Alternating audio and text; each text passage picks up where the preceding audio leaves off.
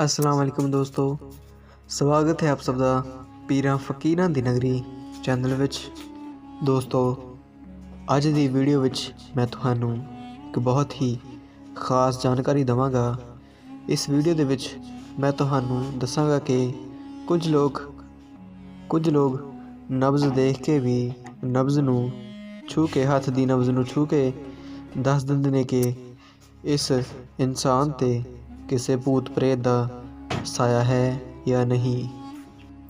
दोस्तों, ये जानकारी अज दी वीडियो दे विच मैं तुहानू देवांगा अते नाल ही नब्ज़ देख के नब्ज़ छू के किस तरह पता लगना है कि इस ते किसी भूत प्रेत दा साया है या नहीं, इस ते किसी ने कुछ कीता है या नहीं, अते ये पता लगाउण दा मंत्र भी दसांगा।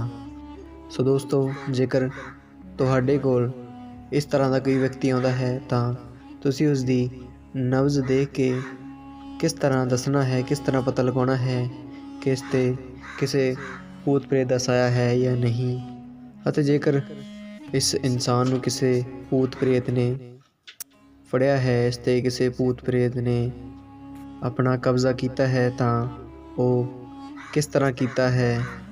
दोस्तों, हुण जेकर तुहाडे कोल कोई भी मरीज़ आवे, तुसीं उस मरीज़ दा नाम पुछ लेना है अते जिहड़ा मैं तुहानू मंत्र दसांगा उस मंत्र दा 3 दफ़ा जाप करना है।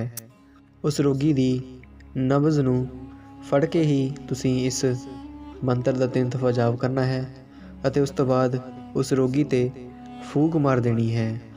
दोस्तों, जदों तुसीं मंत्र पढ़ना है उस वेले तुसां ने नब्ज़ दी स्पीड नू ज़रूर ध्यान दे विच रखना है, नब्ज़ दी गति नू ज़रूर ध्यान दे विच रखना है। मंत्र पढ़न तो बाद तुहानू पता लग जाएगा कि उस रोगी ते किसी भूत प्रेत दा साया है या किसी देवी देवते दा है या फिर कोई है या नहीं है।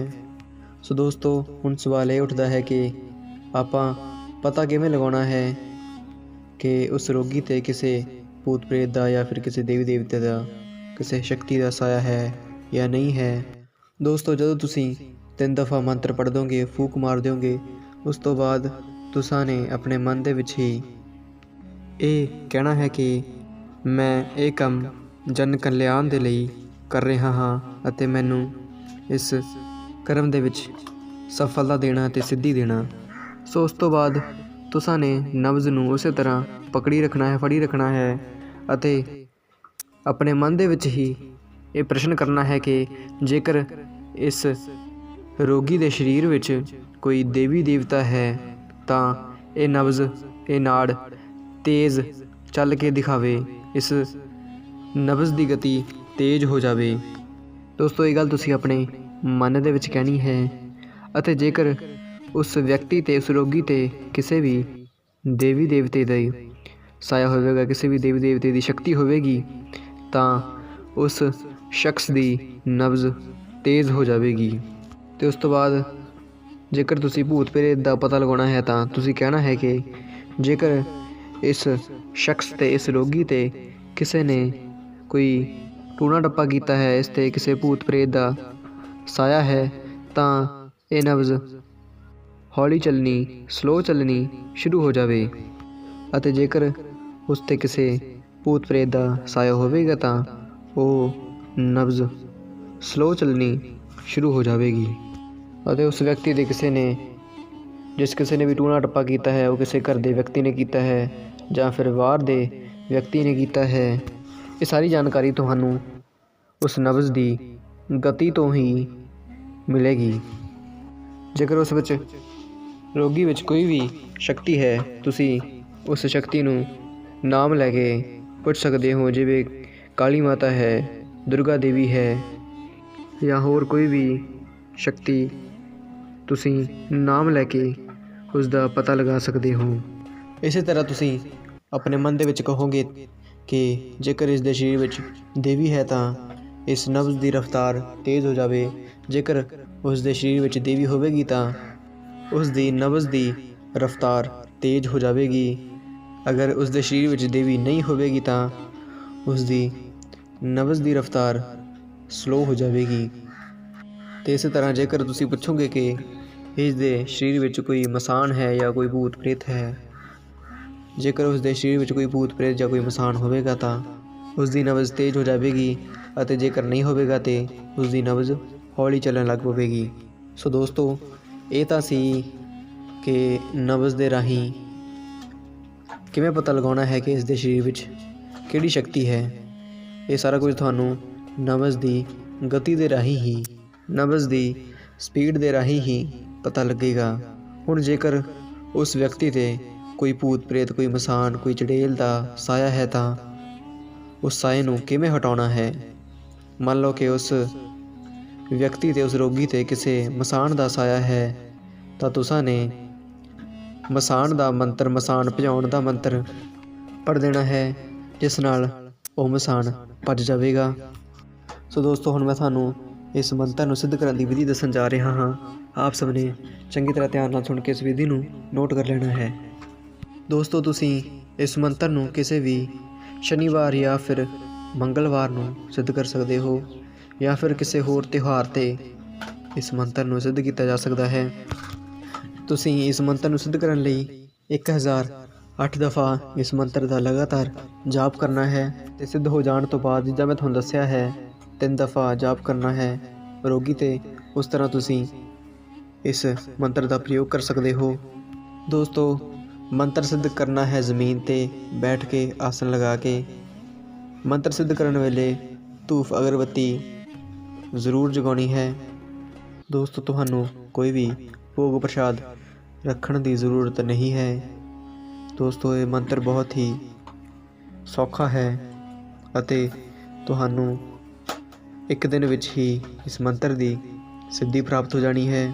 ਸੋ ਦੋਸਤੋ, ਹੁਣ ਮੈਂ ਆਪ ਸਭ ਨੂੰ ਇਹ ਮੰਤਰ ਦੱਸਣ ਜਾ ਰਿਹਾ ਹਾਂ, ਇਹ ਕਲਮਾ ਦੱਸਣ ਜਾ ਰਿਹਾ ਹਾਂ। ਇਹ ਮੰਤਰ ਤੁਹਾਡੇ ਫ਼ੋਨ ਦੀ ਸਕਰੀਨ 'ਤੇ ਵੀ ਲਿਖਿਆ ਹੋਇਆ ਦਿਖਾਈ ਦੇਵੇਗਾ। ਹੁਣ ਆਪ ਸਭ ਇਸ ਮੰਤਰ ਨੂੰ ਚੰਗੀ ਤਰ੍ਹਾਂ ਸੁਣ ਕੇ ਨੋਟ ਕਰ ਲਵੋ। ਸੰਸੋਧ ਨਨੰਦੋ ਧਰ ਭੀਤੋ, ਸਠ ਨੰਦੋ ਸਠ ਨੰਦੋ, मैं जो तोर शक्ति हे देवी, मोर मंत्र को पढ़ते तक मैं बाल बच्चा के लिए देखत हूँ, नाड़ी को बतानी पड़ेगी देवी, जय दुर्गे माए, नाड़ी देख के तिहाँ जिसने दवा करिए, जिसने दवा दिया, सत गुरु सत कबीर। ਦੋਸਤੋ, ਇਹ ਸੀ ਮੰਤਰ। ਮੈਂ ਇਸ ਮੰਤਰ ਨੂੰ ਇੱਕ ਦਫਾ ਫਿਰ ਰਿਪੀਟ ਕਰ ਰਿਹਾ ਹਾਂ ਤਾਂ ਜੋ ਆਪ ਸਭ ਨੂੰ ਕਿਸੇ ਵੀ ਅਲਫਾਜ਼ ਦਾ ਕੋਈ ਵੀ ਡਾਊਟ ਨਾ ਰਹਿ ਸਕੇ। ਆਪ ਸਭ ਨੇ ਇੱਕ ਦਫਾ ਫਿਰ ਇਸ ਮੰਤਰ ਨੂੰ ਚੰਗੀ ਤਰ੍ਹਾਂ ਧਿਆਨ ਨਾਲ ਸੁਣ ਕੇ ਨੋਟ ਕਰ ਲੈਣਾ ਹੈ। ਸੰਸੋਧ ਨਨੰਦੋ ਧਰ ਭੀਤੋ, सठ नंदो सठ नंदो, मैं जो तोर शक्ति है देवी, मोर मंत्र को पढ़ते तक मैं बाल बच्चा के लिए देखत हूँ, नाड़ी को बतानी पड़ेगी देवी, जय दुर्गे माए, नाड़ी देख के तिहाँ जिसने दवा करिए, जिसने दवा दिया, सत गुरु सत कबीर। सो दोस्तों, ਇਹ ਸੀ ਮੰਤਰ, ਜਿਸ ਮੰਤਰ ਨੂੰ ਪੜ੍ਹ ਕੇ ਤੁਸੀਂ ਇਸ ਗੱਲ ਦਾ ਪਤਾ ਲਗਾ ਸਕਦੇ ਹੋ ਕਿ ਇਸ ਸ਼ਖਸ 'ਤੇ, ਇਸ ਰੋਗੀ 'ਤੇ ਕਿਸੇ ਵੀ ਭੂਤ ਪ੍ਰੇਤ ਦਾ ਜਾਂ ਫਿਰ ਕਿਸੇ ਵੀ ਦੇਵੀ ਦੇਵਤਾ ਜਾਂ ਫਿਰ ਕਿਸੇ ਹੋਰ ਸ਼ਕਤੀ ਦਾ ਵਾਸ ਹੈ ਜਾਂ ਨਹੀਂ ਹੈ। ਦੋਸਤੋ, ਇਹ ਸਾਧਨਾ ਕਰਨ ਤੋਂ ਪਹਿਲਾਂ ਆਪ ਸਭ ਨੇ ਇਸ ਮੰਤਰ ਨੂੰ ਚੰਗੀ ਤਰ੍ਹਾਂ ਯਾਦ ਕਰ ਲੈਣਾ ਹੈ, ਚੰਗੀ ਤਰ੍ਹਾਂ ਕੰਠ ਕਰ ਲੈਣਾ ਹੈ। ਉਸ ਤੋਂ ਬਾਅਦ ਹੀ ਇਹ ਸਾਧਨਾ ਕਰਨੀ ਹੈ। ਇਹ ਇੱਕ ਦਿਨ ਦੀ ਹੀ ਸਾਧਨਾ ਹੈ, ਇਸ ਲਈ ਤੁਹਾਨੂੰ ਇੱਕ ਦਿਨ ਵਿੱਚ ਹੀ ਇਸ ਮੰਤਰ ਦੀ ਸਿੱਧੀ ਪ੍ਰਾਪਤ ਹੋ ਜਾਵੇਗੀ। ਦੋਸਤੋ, ਜਿਸ ਕਿਸੇ ਨੇ ਵੀ ਇਸ ਮੰਤਰ ਦਾ ਪ੍ਰਯੋਗ ਕਰਨਾ ਹੈ ਉਹ ਸਿਰਫ ਇਸ ਮੰਤਰ ਦਾ ਪ੍ਰਯੋਗ ਜਨ ਕਲਿਆਣ ਲਈ, ਭਲਾਈ ਦੇ ਕੰਮਾਂ ਲਈ ਹੀ ਕਰੇ। ਸੋ ਦੋਸਤੋ, ਜੇਕਰ ਤੁਸੀਂ ਸਾਡੇ ਇਸ ਚੈਨਲ 'ਤੇ ਨਵੇਂ ਹੋ ਤਾਂ ਚੈਨਲ ਨੂੰ ਸਬਸਕ੍ਰਾਈਬ ਜ਼ਰੂਰ ਕਰ, ਬੈਲ ਆਈਕਨ 'ਤੇ ਪ੍ਰੈਸ ਕਰਕੇ ਆਲ 'ਤੇ ਕਲਿੱਕ ਕਰਨਾ ਤਾਂ ਜੋ ਆਪ ਸਭ ਨੂੰ ਸਾਡੀ ਹਰ ਇੱਕ ਵੀਡੀਓ ਦੀ ਨੋਟੀਫਿਕੇਸ਼ਨ ਸਭ ਤੋਂ ਪਹਿਲਾਂ ਮਿਲ ਸਕੇ। ਇਸ ਵੀਡੀਓ ਨੂੰ ਲਾਈਕ ਜ਼ਰੂਰ ਕਰਨਾ, ਕਮੈਂਟ ਬਾਕਸ ਵਿੱਚ ਜੈ ਪੀਰਾਂ ਦੀ ਜ਼ਰੂਰ ਲਿਖਣਾ। ਇਸੇ ਤਰ੍ਹਾਂ ਦੇ ਕਲਮੇ, ਮੰਤਰ, ਪਾਠ, ਦੁਆ, ਫਰਿਆਦ, ਅਮਲ, ਵਜ਼ੀਫੇ ਆਪ ਸਭ ਲਈ ਲੈ ਕੇ ਹਾਜ਼ਰ ਹੁੰਦੇ ਰਹਾਂਗੇ। ਸੋ ਮਿਲਦੇ ਹਾਂ ਅਗਲੀ ਵੀਡੀਓ ਦੇ ਵਿੱਚ। ਜੈ ਪੀਰਾਂ ਦੀ।